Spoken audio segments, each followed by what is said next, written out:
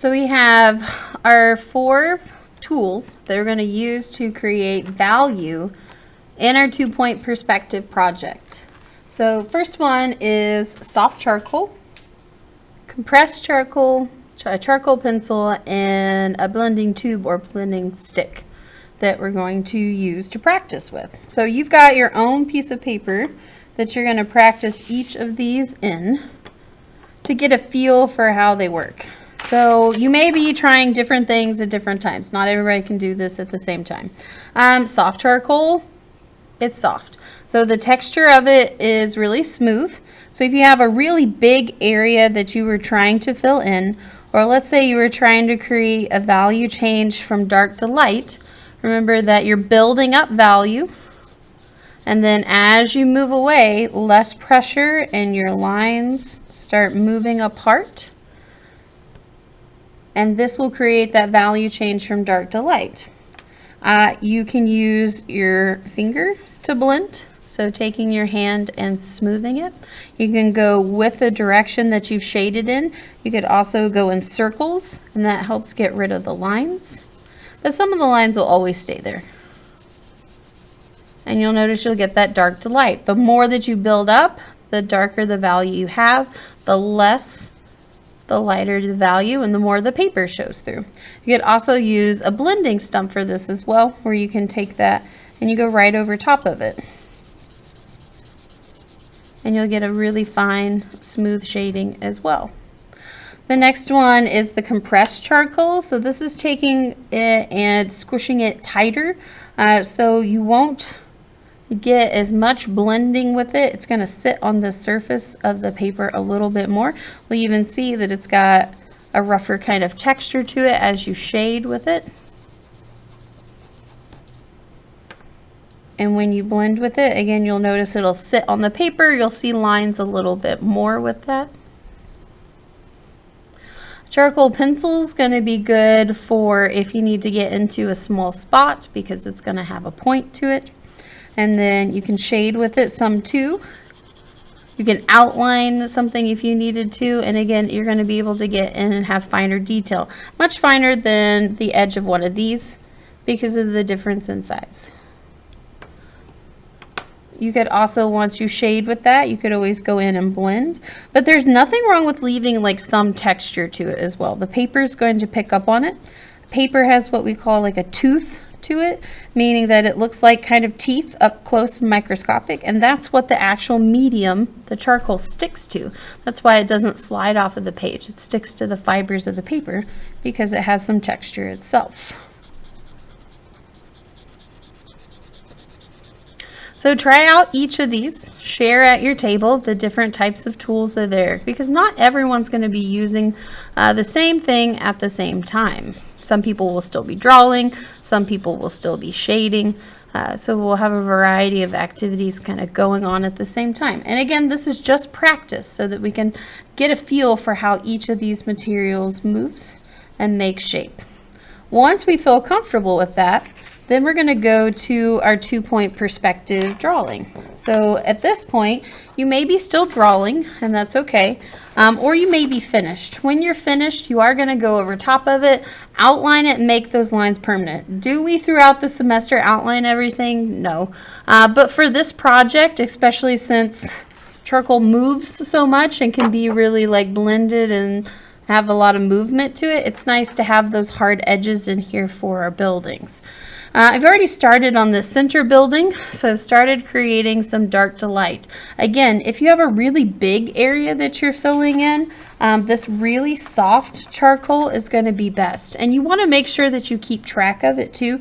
It breaks really easily. So if you drop it on the table, you're just kind of losing some of our product that we have. So make sure that you're keeping track of it. You step on it, get it in the cleats of your shoe, that could ruin them too. So be careful. So next step is we're working our way through our project, creating darks and lights. We want to give it a sense of space, similar to our 1-point perspective. So some things we want to push away. So along the corner is a great place to start and kind of fade in dark to light. A way to make things stand out is like the frame of this door is a little bit darker, and I'm going to leave the door really light. I'm going to make sure that the sign pops and stands out so it's lighter. And that's how I'm going to make things look like they have shape and 3-dimension. Most of the time when things overlap, and depending on where your vanishing points are and your sun is, it's going to be a little bit darker in some of these corners and alleyways. So I'm going to use that soft charcoal in the stick, and I'm going to shade some of it across. Again, when I want it to get lighter, I space out my lines, and then I can use the best tool that I've got, like my finger, or the blending tool, whichever one you're comfortable with, to bring that darker shadow across.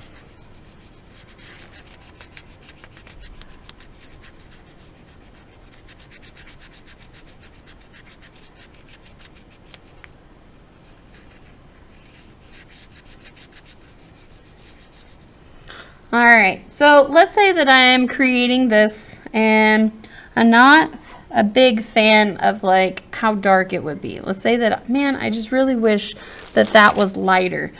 We have an eraser that's called a kneaded eraser. Kneaded meaning kneaded like dough, and it means that it's pliable, it's stretchy. It pulls apart, you can take it and push it back together, and then it's going to pick up a layer of something instead of really tearing the paper apart. So let's say that I wanted to lighten this. I could press that eraser down and I can pick up some of that, so it's already lighter. So sometimes you can take it and just dot it, and you can use it like one of your tools, and that lightens it up. Or I can take it and use it like I would a normal eraser and just kind of swipe that across and remove some of it. Again, if you do it really lightly, I can even create a little bit of a dark to light using that eraser. So that's one way to lighten up a value that maybe if it was like too dark, or erase it out. The other thing that's going to happen as we're starting to add darks and lights, there's some things we want to push, there's some things that I want to remain light. If you get fingerprints, all right, so that's going to be the biggest thing. You get like a smudge across your drawing, like that's bad craftsmanship, all right. I would not go out to a store and buy something like that. So you are going to make sure that as we go along, and absolutely before we clean these up and turn them in, that you go through and use that eraser to pick up those, okay? The best thing to do as you're working is just keep track of what you're using and your tools and not be smearing it across. The other thing that you can do is, let's say that I already put some color and some value down, and I want to go back in here to work, but I don't want to put my hand on this. You can take a piece of copy paper from the bin. There's one over by the wall. It says sketchbook paper.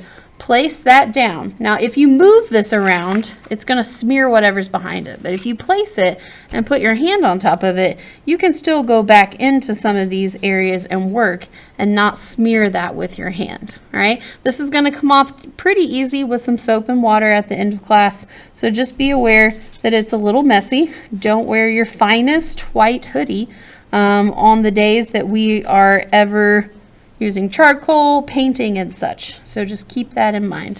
So we're going to continue working through my project, adding value, darks and lights, and looking for those areas where things overlap. That's a great place for a shadow to come in behind here and blend that out. We don't want to cover the entire paper with charcoal. We want to let some of that paper breathe through. All right, so we want some things can stay white, some things can stay darker values. You just have to kind of choose how you push and pull things throughout your drawing. Some things are going to be darker, some things are going to be lighter, and I'm going to use my tools to go through there and push and pull those.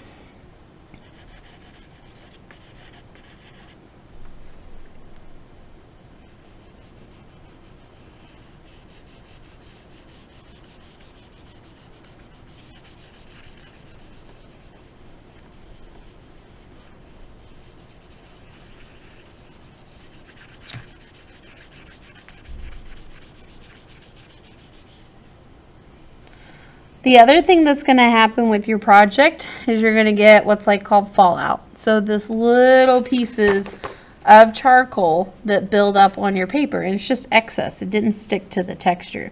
We want to avoid taking it and taking your hand and swiping it, because you're going to smear that across your project. So there's going to be a big piece of paper on your table that's underneath of it. I would suggest taking your paper to the side, just kind of shake that extra residue off there, and then we'll clean that up at the end of class. Also, don't take it and shake it in the floor, because then we're going to build that up and you're going to be stepping in it with your nice shoes, and so we don't want that residue on the floor. All right, so cleanup is going to be a little bit more than we have so far, so we're going to have to make sure that we're taking care of the table and making sure that we're not getting things on the floor.